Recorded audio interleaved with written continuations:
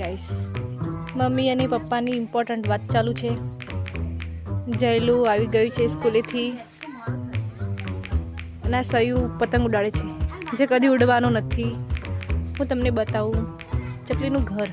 એમાં ચકલીના 2 ઘર, એક 3 હતા પણ એક તૂટી ગઈ.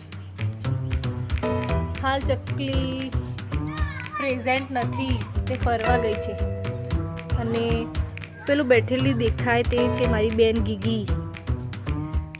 હવે અમે જઈએ છીએ શાકભાજીની કટિંગ કરવા. Continue two watching. અને આવી ગયો છે સંદીપ, મારો ભાઈ. અમે પહોંચી ગયા અમારા વેજીટેબલ માર્કેટમાં. બજાર તો નહીં પણ ખેતર. આ છે ફુલાવર, આ છે ગીગી. તો જવું પણ અમારું સ્મોલ ગાર્ડન, ખેતર પણ કહેવાય. તમને કહી દઉં, ના જોઈએ તો જોઈ લો.